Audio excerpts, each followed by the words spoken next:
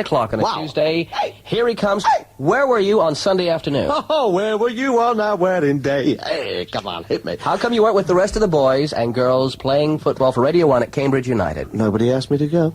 Same as our wedding day. If you'd have asked me, I'd have been there. Okay, let's just leave that out and just carry on with a little cultural confrontation. All right, well, what do you got for us? Where have you been? What have you been doing? Who have you been seeing? What have I been doing this week, Walter's week? I've just come back now from what will be this pre-summer sort of art world's big treat, because it's an exhibition that goes on until the 28th of May. It's at the Tate. There are posters all over everywhere. Everybody can see it all over town, and it's accessible to everybody. Even people like Dave Tate will understand this one. That's why they've had it at the Tate Gallery, to encourage all classes of people to come in. I mean, look, is it going to be a big... Look, that's the catalogue. Hey, that is a big Is that the catalogue? Look, I'll do it again. This is the catalogue. That's really pounds. Have a look through that, because I know you don't listen while I'm talking. It's going to be a biggie. It's the Pre-Raphaelite exhibition, and some of you already said, oh, no, it sounds like art. What's all that about? Well, first, hang on a minute. You almost certainly, listeners at home, you've got some idea about what the Pre-Raphaelites looked like. Now, when I was a kid, you got all these children's encyclopedias that people hope would get you through the 11 plus. Every page you turned, there was a Pre-Raphaelite. I didn't know what it was. I just thought it was illustrations. Thought they were photographs sometime. You know, they're very realistic-looking things, but they were very fashionable then. You went to Sunday school, there was a Pre-Raphaelite on the wall, the light of the world, or some religious theme, or something like that, you know. Mostly the style looks sort of photographic, very realistic, usually based on some sort of uplifting kind of historical thing, or Shakespeare, or the Bible. It's what your grandma's generation thought of as real painting, before all this modern stuff came up. Real subjects, things like Ophelia floating down the old river, you know, with drowning herself. The light of the world, there you got old Jesus there. The blind girl, sitting there with a rainbow and all the world around her. She can't see it, the poor old blind... You know, real tear-jerking kind of stuff. Establishment painting, but... In case you're thinking, well, that puts me off for a start, I'm interested in art, but not that interested. It wasn't by any means always so, because when they started, I mean, it was about just before about 1848 to be precise, was when they officially started. You see, Millet, one of the founders, he'd been at the Royal Academy School since he was 11.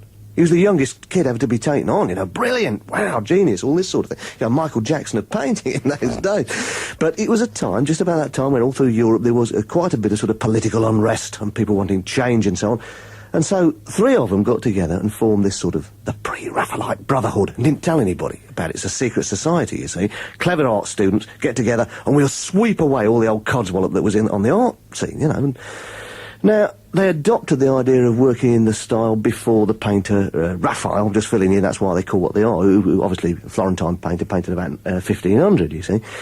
I don't think they'd seen much. It's generally thought there wasn't much painting before that time to be seen in London. Then there is now, but there wasn't then. So they thought, what we're going to do is sweep away all this tiddly-pom, extra bits and pieces, and we'll have this sort of purity of vision and, you know, spiritual values. It was a bit like, perhaps, the Cubists did at the start of this century when, like, modern art was starting as we know it, or the punks did. You know, 8 to 10 years ago, the punks did the same sort of thing of saying, look, never mind all those smoke machines and all that over-the-top stuff, wallop! Back to the real thing, you know. So there are some comparisons that you could sort of latch on to. As I say, they called themselves the Pre-Raphaelite Brotherhood, but didn't tell anybody. And they used to make little jokes amongst themselves about the well-known established painters like Sir Joshua Reynolds, and they used to refer to him as Sir Sloshua. And when people say they used to sign their paintings PRB, like, you know, but didn't tell anybody what it stood for, you see. And people would say, what's that stand for on your painting, PRB? And they'd say, please ring Bell. You know, they got a bit silly about it, really, although they were very respected. But then the critics turned around and went, wallop, because they said, what are these boys up to? You know, they did things like, for instance, Millet did Christ in the carpenter's shop, you know, in the sense, the boyhood of Christ, you know, just a kid in a carpenter's shop. Looked a bit stagey, but even people like Dickens went, wallop. You know, but Dickens became like the Julie Burchill of his day, you know, whack! We'll have none of that. And he said, all that dirt for Jesus and all this ugliness and, you know, ugly old carpenters, you know, they were used to all these, you know, more floaty kind of paintings, idealism. So you can see they were, you know, they weren't just grandma painters, you know, they had a bit of a dig, you know, if you could put yourself into that style. Subsequently, of course, they were accepting there was a whole school of noble painters in that style. I saw one when I was walking around at the Critics' Show this morning I'd never heard of before. It was actually called William Shakespeare Burton. Sort of, oh, well, you might as well start at the top, you know. But, you can start calling yourself so. But a lot of the appeal for the Victorians of this Pre-Raphaelite stuff was that They didn't know whether it was good art, bad art. They knew it looked like what they want. Mill owners and things. Most of these paintings are up in like Manchester, Bradford and so on in art galleries because people who'd made a lot of money in the Victorian times would, right, give us a millet, go out and buy one kind of thing. Get two. See if you have the same thing in green, that kind of thing. They didn't care what it was, as long as it looked like it, but they wanted a bit of emotion, something, a bit of a tearjerker. And there's one on the wall, they have a little child asleep on like a soldier's tomb, and she's wrapped in a regimental jacket kind of thing. And it's called L'Enfant du Régiment, the sort of child, the daughter of the regiment kind of thing, as if this little orphan is looked after by the chaps.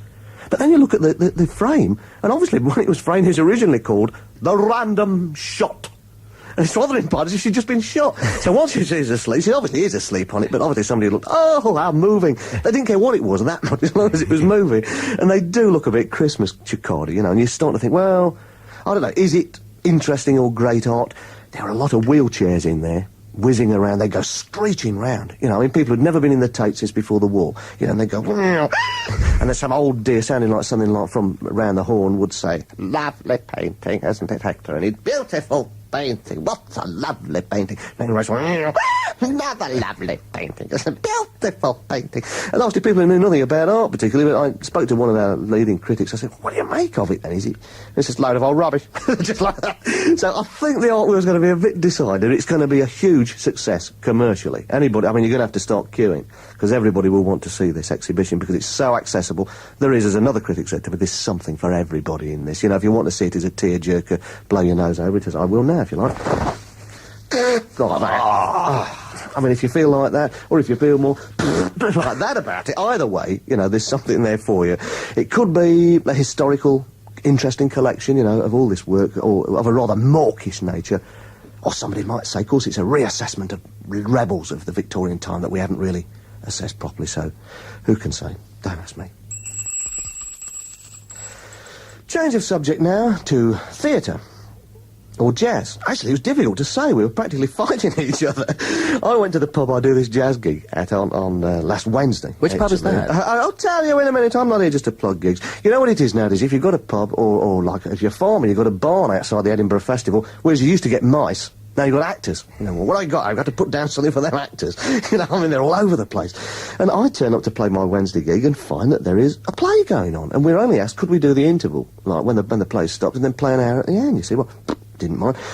And I thought, they said, do you want to come in if you want to? So I went in. It's a play called, I think it's Ice and Blood. I hope I've not got it the wrong way around, Blood and Ice. Either way doesn't make any difference, by a lady called Lizzlie Lockhead, Scottish poet. Won't go on about that because it's a sort of 5-part play. 5 actors in it. It's based around, again, the last century and all that sort of thing. Byron, Shelley and their various ladies and the servant and so on. And it tends to be a rather wordy debate about, the life and times there, but seen from a sort of feminist standpoint. Mary Shelley wrote Frankenstein. They all went out having a sort of weekend together, and she comes out, does a bit of writing, Frankenstein makes a fortune, smashing it. But I found it, obviously there's a serious undertone to it, which I can't be bothered with at this stage.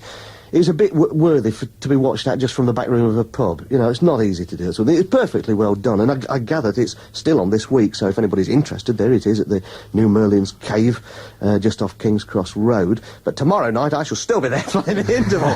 Whether they go on about Byron or not, there'll be Bill Bailey in the interval, whatever you like. But Liz Lockhead I was aware of before, because she did some reading at the Poetry Olympics 2 or 3 years ago, read two of her poems.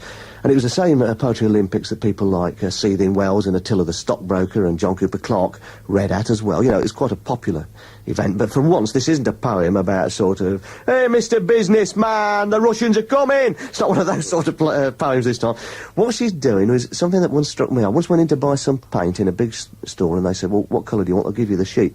And all the squares of paint that they give you to pick out a green or a blue were all called after a well-known painter, like somebody in the Tate, like Picasso blue or, the blue period kind of thing. And it just struck me as being ridiculous. And I eventually did my kitchen in Constables. Yeah, the colour I wanted. I did my kitchen in Constable. I thought it was amazing. Well, she saw this thing and, I'll let her introduce it because she does a whole spiel about it. Do you know that paint firm that calls all its colours things like Rembrandt and Corot and stuff like that? As if you pay twice as much for a tin of emulsion, you'll somehow have possessed a bit of high culture.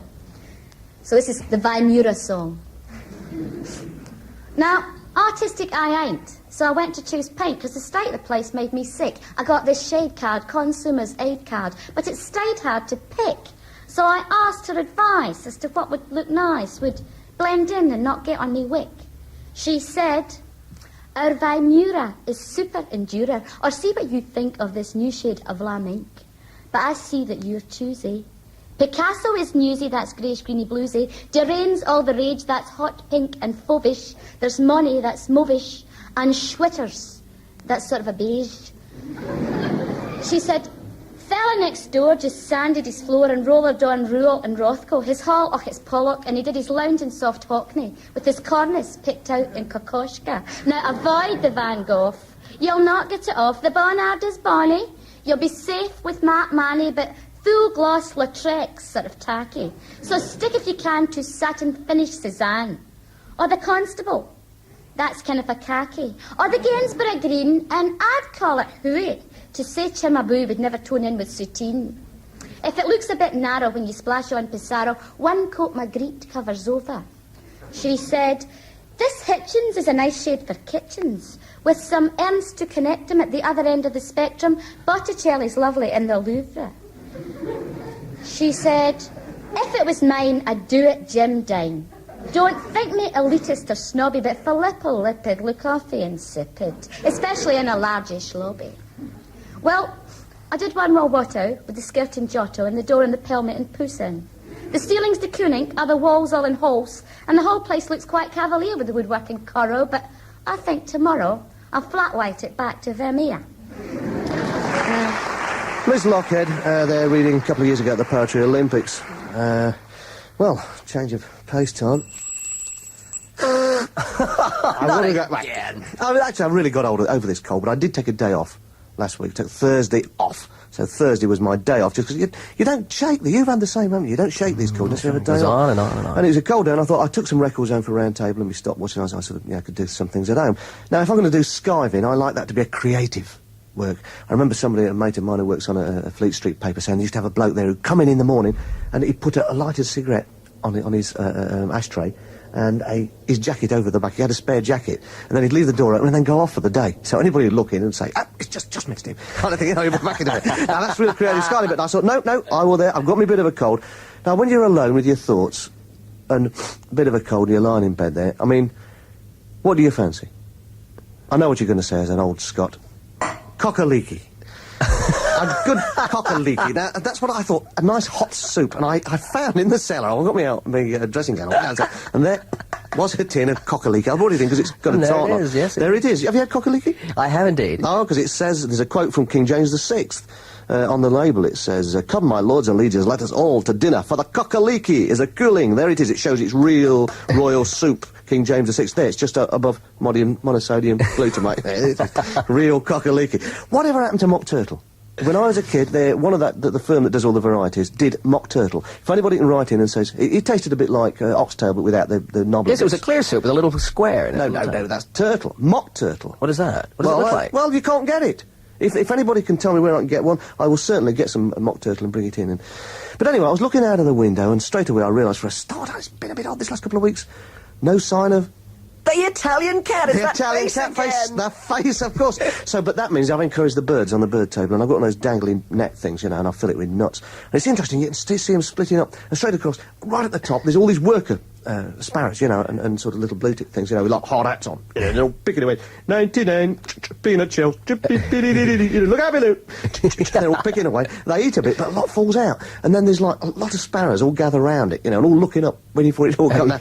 But there's one big blackbird who immediately takes control, polices everybody. Give it! And you can tell he's not really, he's more like a territorial blackbird, or a special constable. It's just 2 nights a week he does the blackbird in. You can see that. They're the worst kinds, St. John's blackbirds. Back again. As soon as a knock comes out, immediately he started to rush around flapping his wings as soon as a proper knock came down. Like, get back! Unexploded peanut! Unexploded peanut! And then he ate it. Still absolutely typical.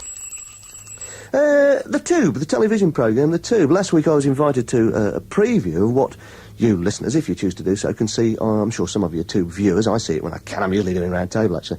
But I sometimes have it recorded. And this Friday they're doing a special about Berlin, the scene in Berlin and so on. It's a big hour special.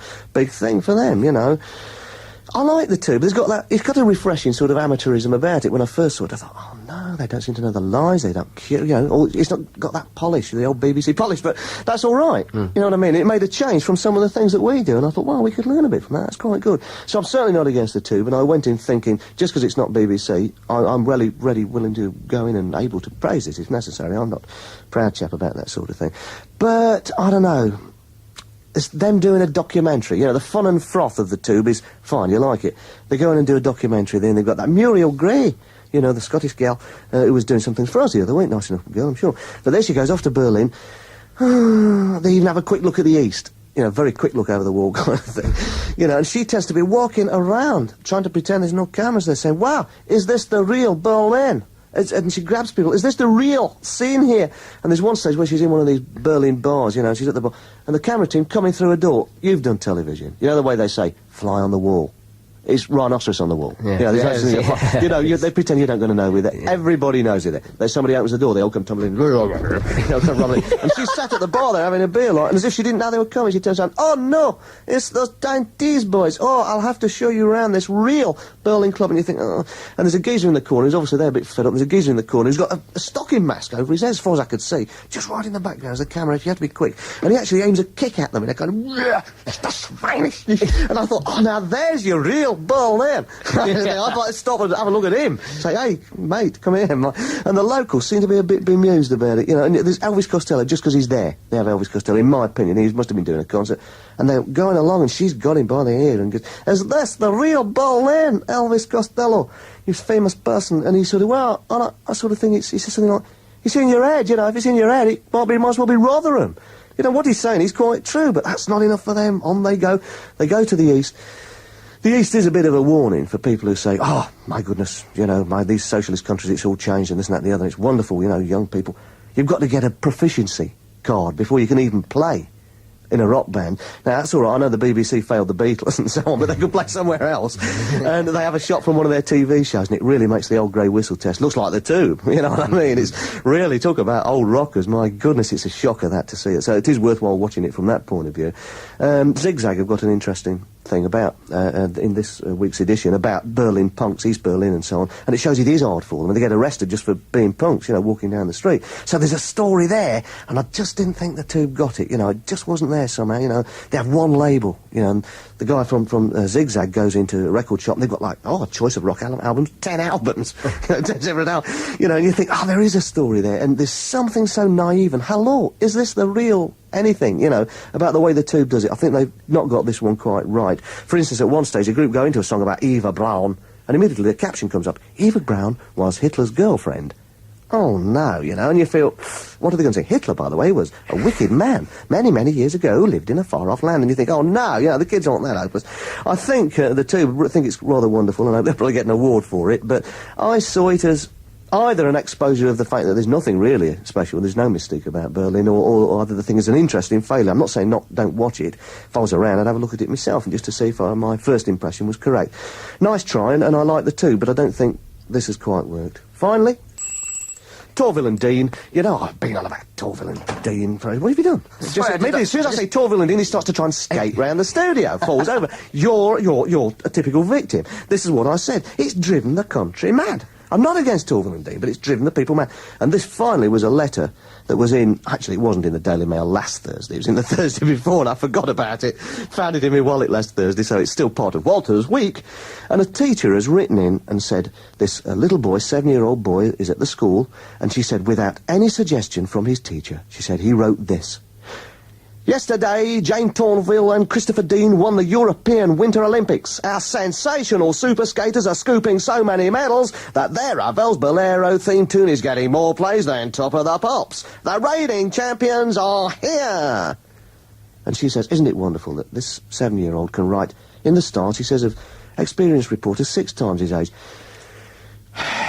I don't know. I feel it's amazing that experienced reporters 6 times his age finish up writing what is really like a 7-year-old. Is it me, I have to ask myself? I don't know. Is It Me? Play another record. Is All It right. Me? Well, listen, I would like to... Not me! It's Prefab Sprout! And who played Prefab Sprout first? This is from the Swoon album, which is just out soon, and it's pretty hot stuff, and I think you'll enjoy this track. John Walters will be back in just a couple of nights' time with his weekly review of the pop rest. This is I Never Play Basketball Now.